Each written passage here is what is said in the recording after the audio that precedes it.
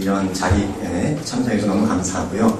저희 그 박정학원에서 요번 그 여름방학에 여러분이 좀 좋은 정보를 얻을 수 있게끔 한 자리를 마련했는데, 그 중에서 제 학생이기도 하고 또 박정학원에서 또 수업을 들었던 학생들 중에서도 좋은 결과를 얻은 학생들이 있어서 아마 여러분에게 도움이 되지 않을까, 특히 그런 데서 좀 좋은 정보를 얻을 수 있지 않을까 해서 아이디어를 착안해서 이번 모임을 자리를 마련해봤습니다. 그리고 저의 이름은 문원준이고 여기서 GRE 실전반을 담당하고 있고 GRE 팀장을 맡고 있는데요. 여기 계신 분들한테는 이제 GRE라는 거나 아니면 대학원, 이게 가깝게 되게 와닿는 단어이기도 하고 반드시 지금 넘어야 될 산이기 때문에 지금 같은 걸 어떻게 보면은 조금이라도 작은 정보이지만 여러분에게 도움이 될 수 있을 것 같아서 이런 자료가 여러분한테 도움이 될 것 같아 생각합니다. 소개시켜드릴 분은 임태원 학생을 좀 소개하고 그다음에 그분을 좀 잠깐 보시게 해서 설명을 듣도록 하겠습니다. 안녕하세요.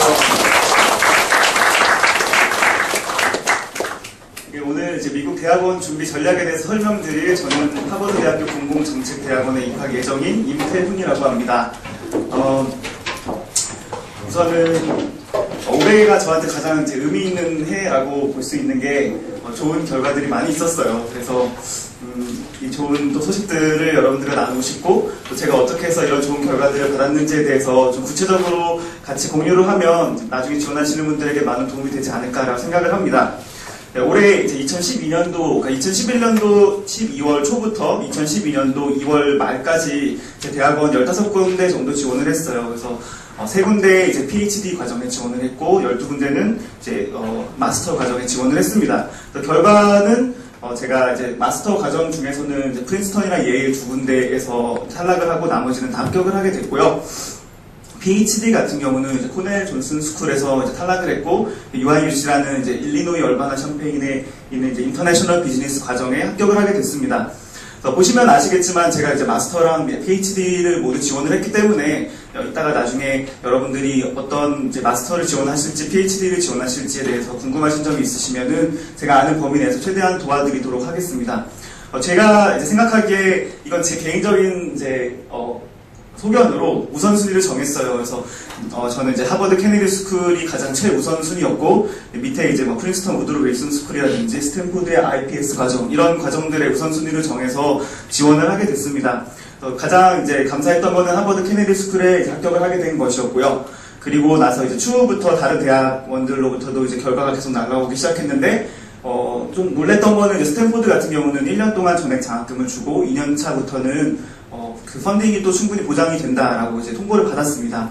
그리고 재밌는 사실은 UC 버클리 같은 경우는 가장 마지막에 결과가 나왔는데, 결과가 나오면은 한 달 정도 시간을 줘요. 뭐 길면 한 달까지 시간을 주는데 우리 학교에 올 거냐 안 올 거냐를 결정하는 시간이 있는데, 제가 그때 가장 이제 최대한 시간을 끌었습니다. 그래서 UC 버클리에서 제일 먼저 어떻게 연락이 왔냐면, 합격했다, 올 거냐, 아직 모르겠다, 이렇게 답변을 했더니, 한 며칠 지나서 5,000불 줄 테니까 올 거냐, 아직 모르겠다. 네. 10,000불 줄 텐데 올 거냐, 아직 모르겠다. 20,000불 줄 건데 올 거냐 했는데, 이제 이미 스탠포드에서 전액 장학금이 나와서, 돈이 전액이 아니면 못 간다, 이제 이렇게 이야기를 했고, 거절을 했습니다. 그래서 나중에 혹시 이제 최종 합격을 하게 되시면, 펀딩을 따낼 때 좀 이제 답변을 늦게 드리면은 학교에서 조금 조급해하지 않을까, 이런 생각도 좀 있습니다. 예, 그리고 이제 코넬 존슨 스쿨 같은 경우는 제가 이제 되게 개인적으로 존경하는 교수님이 계셨고, 저는 이제 미국에서 학부를 마쳤거든요. 근데 그때 꼭 공부하고 싶은 분야가 있어서 그 분야를 가르치는 곳이 이제 코넬 존슨이랑 UIUC의 이제 인터내셔널 비즈니스랑 저희 학교 이렇게 3군데가 있었어요. 나중에 이제 PhD 지원하실 분들은 교수님을 미리 컨택하는 경우가 많이 있는데 적극적으로 좀 활용하시면 좋을 것 같고요. UIUC 같은 경우는 이제 등록금 전액에다가 이제 1년에 22,000불 정도 되는 이제 스타이펀드를 받는 것 조건으로 이제 합격을 하게 됐습니다. 그래서 이게 제가 이제 올해 3월 14일에 제 이메일에 여기 보면은 가운데 보면 Good News from MP ID Admissions라고 이렇게 있는데, 수업을 이렇게 강의실에서 수업을 듣다가 인터넷에 뜬 거예요, 이메일에. 제가 이 가운데 앞자리에 앉아 있었는데 교수님 얼굴을 보면서 소리를 지를 뻔했습니다. 너무 좋아서.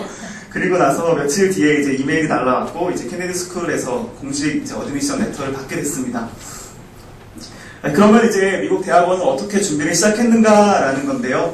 간단하게 이제 말씀드리면 저는 서울에 있는 대학교를 다니다가 중간에 코이카라는 이제 우리나라의 정부에서 파견하는 해외 봉사단 프로그램에서 2년 동안 방글라데시를 다녀오게 됐습니다.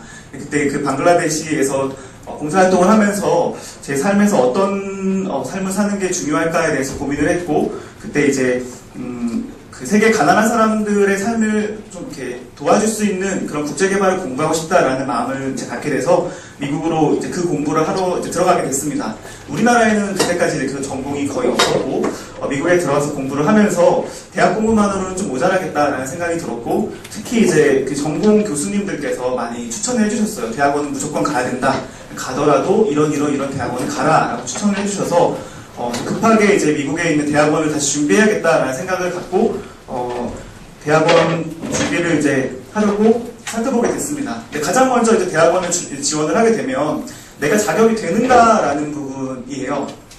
그래서 제일 먼저 확인하셔야 되는 게 그 학교의 이제 홈페이지에 가시면 본인이 공부하고 싶은 전공에 공부하고 싶은 학위 과정들이 있는데 거기에 이제 본인의 지원 자격에 대해서 설명하는 이제 란이 있습니다. 그것을 확인을 하셔야지만 내가 지원 자격이 되는지 안 되는지를 가장 먼저 확인을 할 수 있을 거예요. 그래서 저 같은 경우는 이제 하버드 케네디 스쿨의 MPA ID 과정 같은 경우는 이 세 가지 과목을 끝내야만 한다라고 되어 있어요. 그래서 이제 뭐 마이크로랑 매크로 같은 경우는 이제 인문계 학생들이 경제학 수업들을 많이 들으니까 충분히 끝낼 수 있는데, 세 번째 같은 경우는 이제 다차원 뭐 미분학이라고 하나요? 우리나라에 이런 과목이 있는지 잘 모르겠어요. 공대에 아마 있을 것 같은데 미국에서는 이제 칼큘러스 1, 2, 3 이렇게 해가지고 이제 순번이 나가는데 세 번째 칼큘러스 3 정도 되는 레벨을 들어야지만 지원을 할 수 있다라고 되어 있었어요.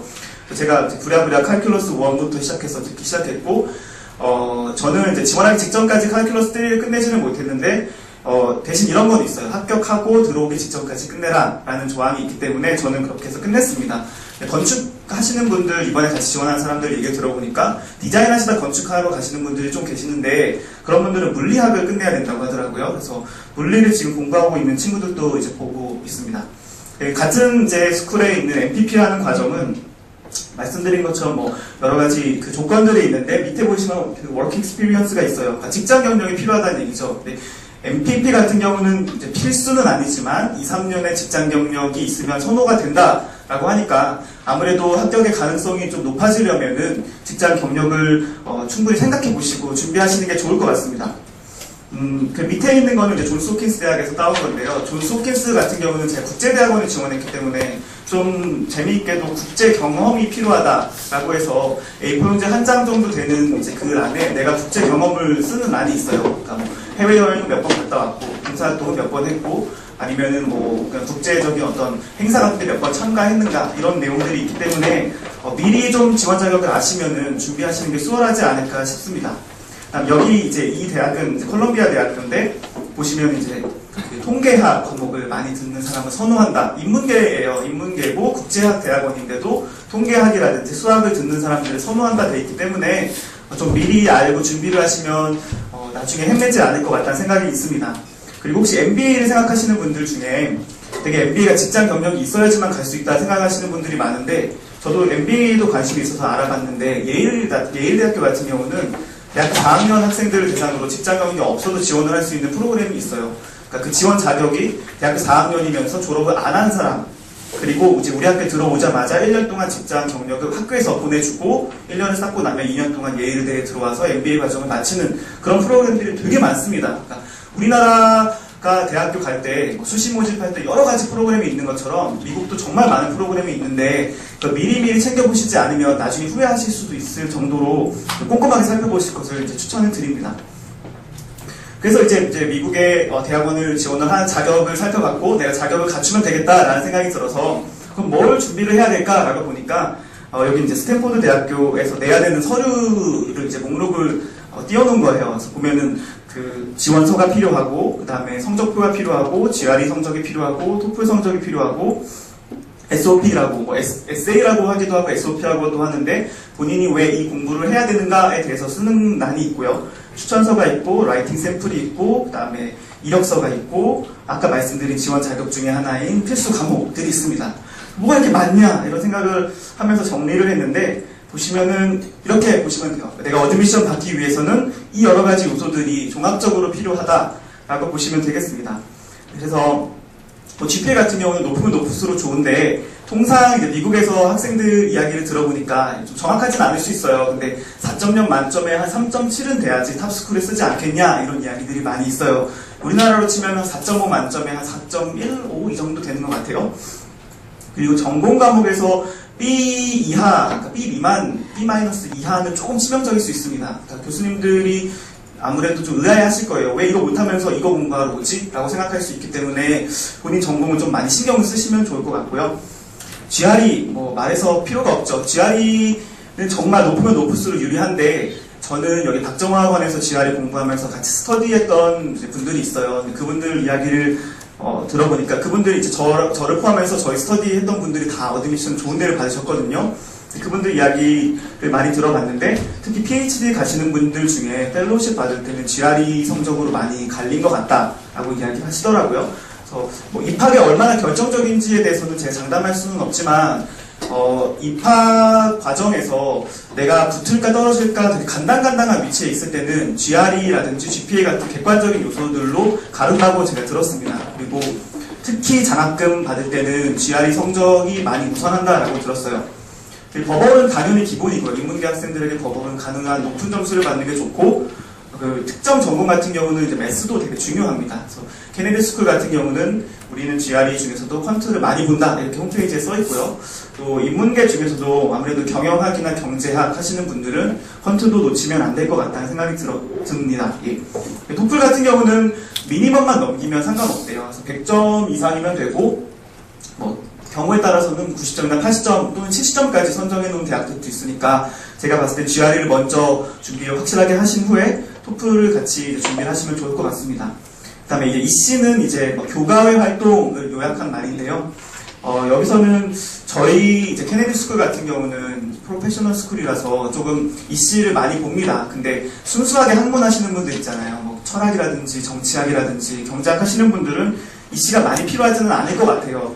근데 순수하게 학문을 하시는 분들은 아무래도 그에 관련된 어떤 페이퍼 같은 거를 잘 준비를 하시는 게 좋습니다. 내가 어떤 논문을 썼다. 이 논문이 어떤 국제학술대회에서 발표가 됐다. 또는 수상을 했다. 이렇게 되면은 아무래도 남들보다 차별화된 그런 위치를 점할 수 있을 겁니다. 그래서 UIUC 같은 경우는 PhD 면접을 봤는데 교수님께서 계속 여쭤보신 게 너가 쓴 페이퍼가 어디에서 출간이 됐냐, 몇 장짜리였냐, 뭐 통계는 무슨 프로그램을 썼냐 이런 거 많이 여쭤보셨거든요. 그래서 PhD 같은 경우는 좀 페이퍼에 신경을 많이 쓰시면 좋을 것 같습니다.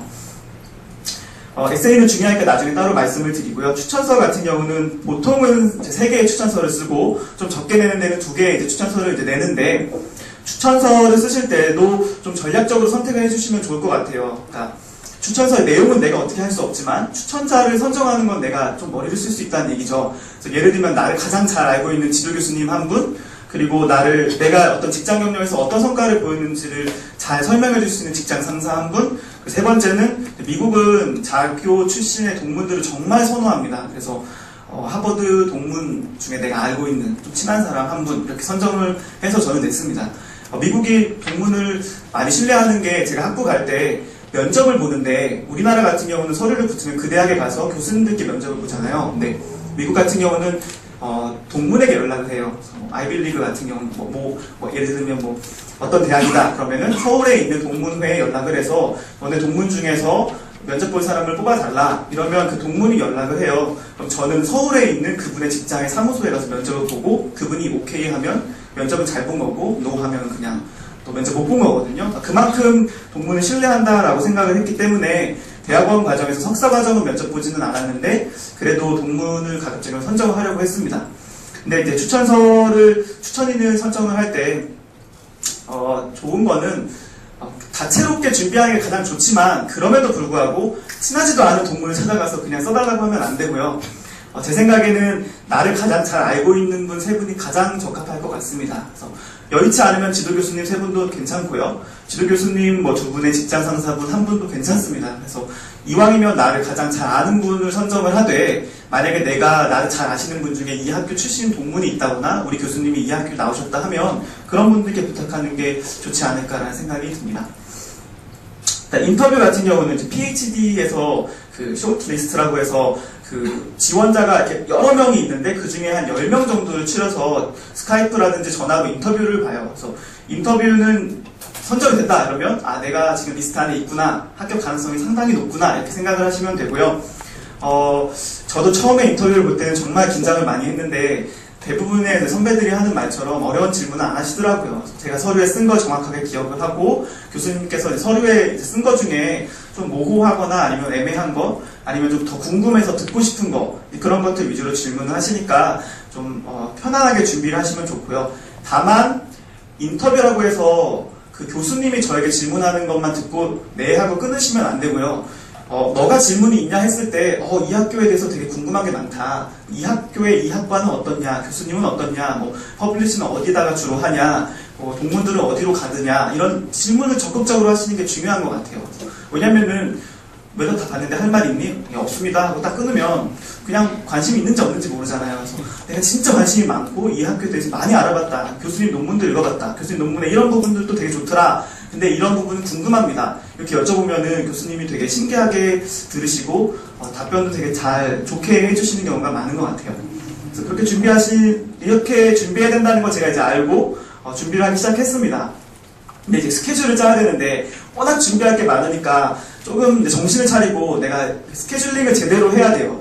제가 그냥 개인적으로 어떤 시간적인 순서를 정해보면은 EC랑 GPA는 이미 뭐 이제 대학교 들어갈 때부터 시작이 되는 거기 때문에 어찌할 수 없는 부분이고요. 이제 지금 여기 모이신 분 중에 그러니까 학교에 재학 중이신 분이 계시면은 뭐 EC랑 GPA를 좀 더 많이 신경을 쓰시면 좋을 것 같지만 아마 대부분의 분들이 이제 GRE나 토플부터 시작을 하게 될 거예요. 그래서 이런 이제 순서대로 보시면 되는데 저 같은 경우는 되게 뒤늦게 미국에서 겨울 학기를 시작을 하고 1월부터 4월까지 첫 학기를 보내면서 대학원을 가야겠구나 이런 생각을 되게 뒤늦게 했어요. 그럼 올해 대학원을 지원을 안 하면 미국 같은 경우는 이제 9월 학기 시작이잖아요. 그래서 올해 11월에 대학원 지원을 못하면은 내년 11월에 해야 되면 내후년에 대학원을 가겠구나 라는 생각이 들어서 당장 발등에 불이 떨어진 거예요. 그래서 4월 30일 다 돼서 저희 학교 종강을 하자마자 바로 비행기를 타고 들어왔고 다음날 박정학원에 등록을 해서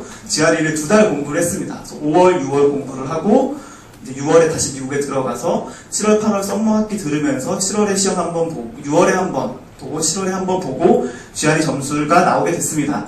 GRE 점수가 나오고 나면 이제 에세이랑 추천서를 신경을 써야 되는데 이거를 순서만 잘 기억을 해두시고 본인이 스케줄을 잘 짜시면 될 것 같아요.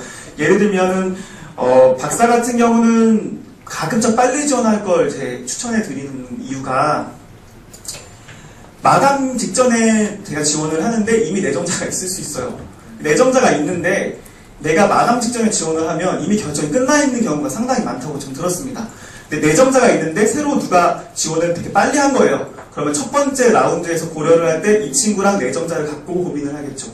그래서 박사 같은 경우는 빨리 지원을 하셔야 되는데 빨리 지원을 하려면 뭐 빠르면 9월, 10월에 시작을 하기 때문에 9월, 10월에 서류를 내려면 적어도 에세이가 9월, 10월까지 끝나 있어야 되고 그럼 에세이랑 추천서를 받기 직전에 끝내야 되는 GR이랑 토플을 많이 준비를 미리미리 하셔야 될 필요가 있습니다. 저 같은 경우는 석사라서 늦게 지원했어요. 늦게 지원을 해서 제일 빨리 마감한 게 프린스턴 대학이 11월 2일에 마감했고 케네디 스쿨이 11월 3일에 마감했습니다. 그래서 그 이전까지 이제 12월 2일, 12월 3일이네요. 그 이전까지 그렇게 준비를 했기 때문에 서류 접수를 12월이라고 가정을 하고 내가 9월까지는 GR이랑 토플은 무조건 끝내야겠다 이런 생각을 했고요. 그래서 뭐 EC랑 GPA는 제가 원하지 않았지만 이미 4월에 끝나 있었던 상태였습니다. EC랑 GPA에 대해서 너무 또 후회는 하지 마세요. 이미 지났기 때문에 어쩔 수 없습니다. 다만 이제 EC 같은 경우는 나중에 GR이나 토플이 빨리 끝나면 조금 보완할 수 있는 시간이 있으니까 그걸 좀 유념해 두시면 좋을 것 같고요. GR이랑 토플 같은 경우는 정말 올인을 했습니다. 그래서 4월, 5월에 와서 고시생처럼 공부했어요. 여기 근처에다가 방 구해서 아침에 일어나서 밥 먹고 학원 와서 공부하고 수업 듣고 점심 먹고 뭐 도서관 가서 공부하고 저녁 먹고 공부하고 그러니까 모든 일을 다 그만두고 GRE만 딱 2달을 했고요. 미국에 돌아가서 한 번 더 한 달 정도 복습을 했습니다. 그래서 GRE를 빨리 끝낼 수 있었고요. GRE가 또 되게 신기한 게 우리나라가 정말 잘 돼 있다고 하더라고요. 얼마 전에 제 미국 친구가 직접 와서 수업을 듣고 갔어요. 근데 미국에서 와서 들을 정도로 여기가 진짜 GRE가 잘 돼 있어요. 미국 애들도 물어봐요. 그러니까 저희 같은 경우는 또 후기도 많았는데 후기 좀 달라고. 그러니까 중국인들이랑 한국인들 붙잡고 막 후기 좀 달라고 이런 식으로 토플이 되게 많고 미국에서 비행기 타고 와서 들을 정도로 여기가 GRE가 정말 시스템이 잘 돼 있고 선생님들이 잘 가르치십니다. 그래서 그런 유념을 해두시면 좋을 것 같고요. 토플 같은 경우는 저는 이제 미국에서 대학을 나왔기 때문에 대부분 면제를 해줬어요. 그래서 하버드를 제외하고 다 면제를 해줬는데 하버드 같은 경우는 마감이 끝나고 한 달 뒤에 연락이 왔는데 너 것만 서류 접수가 미비해서 그 심사가 안 되고 있다 이렇게 연락이 온 거예요. 그래서 뭐가 문제냐 했더니 토플을 왜 안 냈냐 해서 난 미국에서 대학을 졸업을 하니까 토플을 안 내도 된다고 너네가 말하지 않았냐 했더니 그 커뮤니케이션에 오류가 있었던 것 같은데 토플은 미국에서 자기는 다 다니는 얘기고 너는 이제 미국에 편입했으니까 내야 돼. 그래서 어떡하라고 토플 점수도 없고 토플 공부한 지 3년이 지났는데 어떡하냐 했더니 한 달 이내로 시험을 봐서 내라고 하더라고요. 그래서 한 달 이내로 검색해보니까 저희 주에 한 달에 한 번 있어요 시험이. 근데 그게 일주일인가 일주일 반인가 뒤에 있어가지고 그냥 부랴부랴 가서 봤어요. 시험은 정말 망했다고 생각을 했는데 진짜 감사하게 101점이 나왔습니다. 근데 미니멈이 100점이에요. 그래서 101점이 나왔기 때문에 제가 물어봤어요. 내가 시험을 정말 망쳤는데 조금만 더 잘하면은 더 좋은 점수 나올 수 있다. 뭐 105점, 110점까지 한번 만들 수 있는데 어떨까? 이랬더니 하버드에서 100점 넘으면 괜찮아. 신경 쓰지 마. 그렇게 답변이 왔어요. 그래서 미니멈만 넣으면 괜찮고요. 그리고 뭐 탑스쿨이 아닌 경우는 미니멈을 안 넘겨도 쓰세요. 저는 진짜 그걸 꼭 추천해 드립니다. 친구들 중에 토플 100점이 안 나왔어, 90점이 안 나왔어. 그래서 지원을 못하는 친구들이 있는데 알고 봤더니 안 넘어도 붙는 사람이 되게 많아요. 그러니까 제가 이제 나온 학교 같은 경우는 미니멈이 90인가 80인가 그랬는데 70 맞고 그냥 지원을 했어요. 근데 붙여주는 경우도 되게 많고 또는 붙여주더라도 그 조건부로 가정을 들어라 아니면은 뭐 영어 클래스를 몇 개 더 들어라 이런 경우가 있기 때문에 토플이 안 나와서 지원을 못했다 이런 거는 절대 없습니다. 그냥 지원하세요. 지원하기를 꼭 추천을 드리고요. 그렇게 이제 준비를 했고 이제 마지막에 지원하기 전에 에세이랑 추천서에 좀 신경을 썼습니다. 에세이 같은 경우는 제가 가장 공을 많이 들인 이제 부분이에요. 사실 케네디 스쿨 갈 때는 에세이 많이 공을 못 들인 게 기말고사 겹쳐 있고 첫 번째 그 대학이어가지고 많이 못했지만 뒤에 뭐 1월, 2월까지 마감하는 대학들은 계속 수정을 해서 에세이를 이제 바꿨습니다. 그리고 이제 이거는 이제 제가 만들어 놓은 엑셀 파일 중에 하나인데 이런 식으로 좀 엑셀에다 깔끔하게 정리해 주시는 게 좋을 것 같아요. 뒤에 조금 더 있긴 한데 잘렸어요. 그러니까 예를 들면 이 대학의 무슨 과정 마감 날짜는 언제고 추천서는 몇 개고 서류는 발송하느냐 안 하느냐 서류 발송을 하면 마감 날짜는 언제냐 서류는 몇 개를 보내야 되느냐 서류를 온라인으로만 접수하느냐 오프라인으로도 보내야 되느냐에 대해서 많이 고려를 하시면서 준비를 안 하시면은요 나중엔 내가 헷갈려요. 내가 이 대학에 이과에 지원했었나 막 이런 생각도 들고 이 대학에서 서류 보내라고 안 했는데 왜 자꾸 보내라고 메일이 오지? 이런 생각도 들고 근데 PhD 같은 경우는 좀 서두르세요. 왜냐면 서류가 와서 모든 서류가 도착했다고 완료가 되는 순간부터 이제 이게 심사에 들어가거든요. 저는 스탠포드 같은 경우는 서류를 되게 늦게 냈어요. 한 2주 뒤에 냈거든요. 안 보내도 되는 줄 알고 안 보냈는데 전화가 온 거예요. 왜 안 보냈냐? 그래서 보내는 거냐? 이렇게 보냈는데 제 건 2주 뒤부터 심사가 들어간 거예요. 그러니까 여드미션이 늦게 나오게 되는 거죠. PhD, 그 마스터 같은 경우는 워낙 또 많이 뽑기도 많이 뽑고 글쎄요, 많이 뽑기도 많이 뽑고 시간이 좀 길기 때문에 괜찮지만 PhD 같은 경우는 각 분야별로 한 2명 정도밖에 안 뽑잖아요. 비즈니스 같은 경우는 2명 뽑고 많이 뽑아야 3명 뽑는데 전 세계에서 2명, 3명 뽑는 그 전공에 내 서류가 늦게 가서 심사가 안 됐으면 정말 억울할 수 있죠. 그래서 좀 비즈니스 같은 경우, PhD 같은 경우는 좀 빨리 보내시는 게 좋을 것 같아요. 예.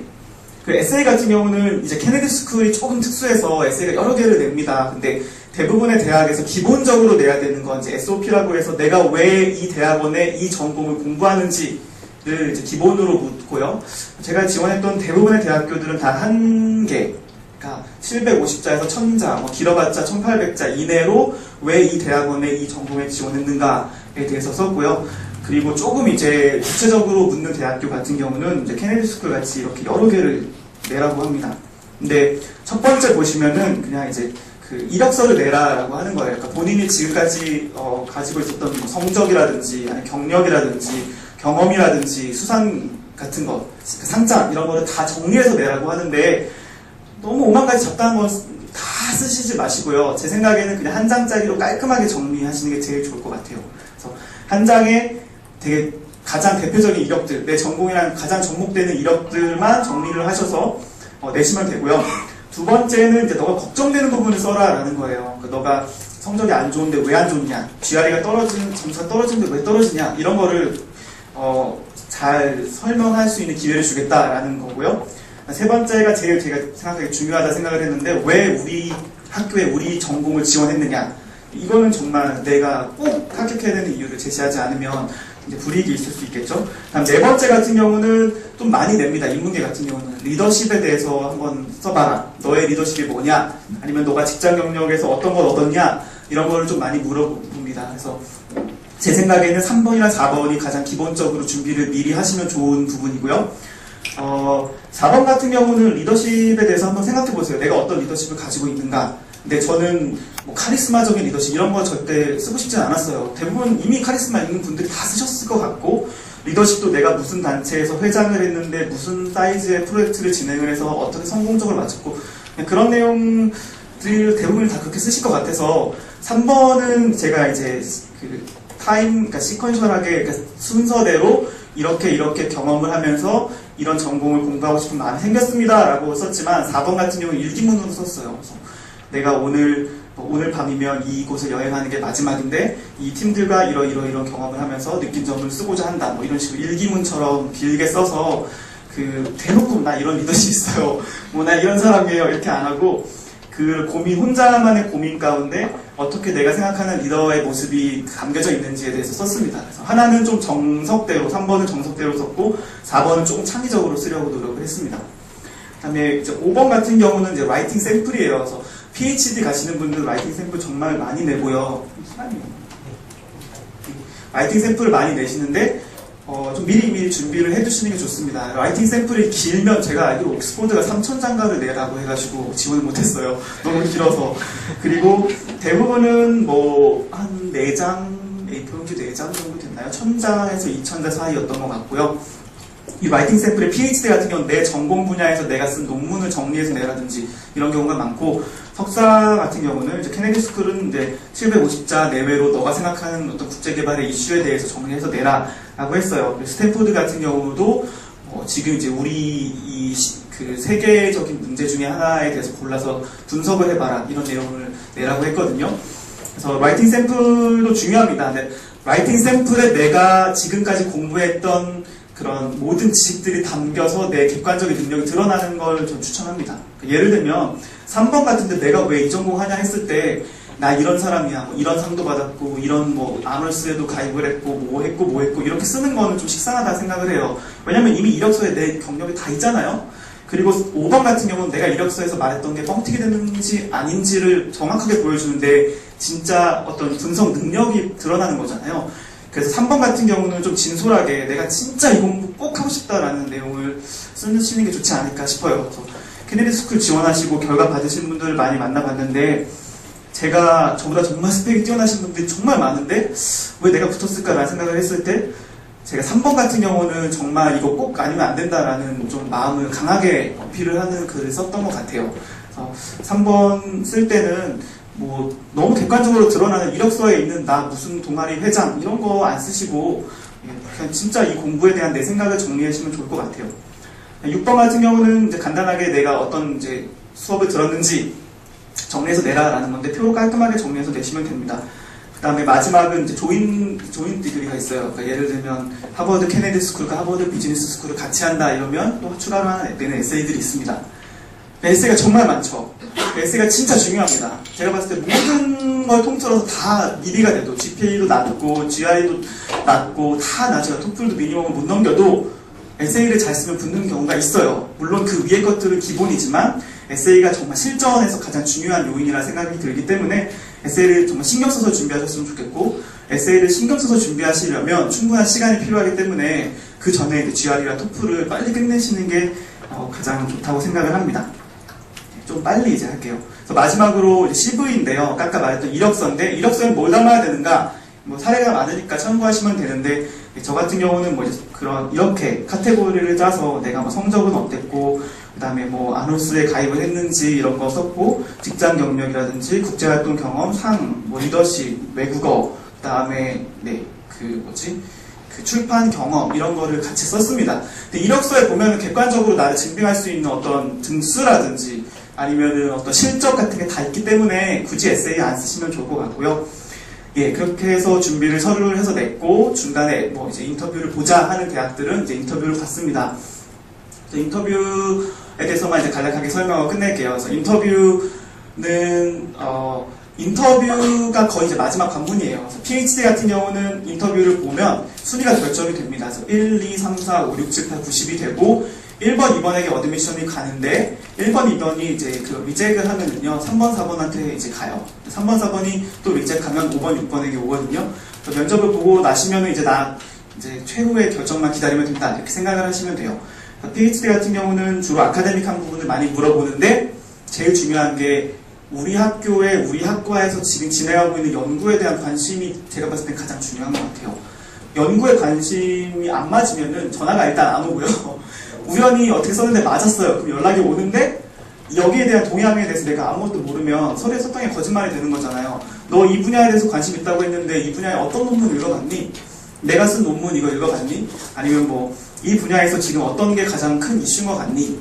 이런 걸 많이 물어보고 와서 이 분야 어떻게 너가 개척할래? 아니면 어떻게 발전시킬래? 이런 걸 물어볼 때 대답할 수 있는 이야기가 있어야 되는 것 같아요. 그래서 PhD는 객관적인 능력보다는 그 연구에 대한 관심이 제일 중요했던 것 같고요. 그 다음에 석사 같은 경우는 제가 이제 싱가포르 국립대만 하나 이제 아시아에 하나 넣었는데 그 면접이 되게 상세했어요. 그러니까 세계적인 문제를 하나 짚어라 이거라 생각합니다. 그게 왜 문제냐? 예, 이렇기 때문입니다. 지금 어떻게 그게 굴러가는 것 같냐? 이렇게 굴러가는 것 같습니다. 해결책이 뭐냐? 그래서 제가 뭘 알겠어요, 학부생이. 제 생각에 이런 것 같습니다. 그렇게 해서 면접을 봤거든요. 그러니까 좀 틀리더라도 자신있게 보시면 좋을 것 같고, 적어도 내 분야에 대해서는 요목조목 잘 이제 준비를 해서 파악을 해두시면, 아마 인터뷰까지 잘 가지 않을까 생각을 합니다. 예, 그래서 제가 준비한 과정들을 다 나눠드렸고요. 모두 이제 좋은 결과가 있으시기를 바랍니다. 감사합니다.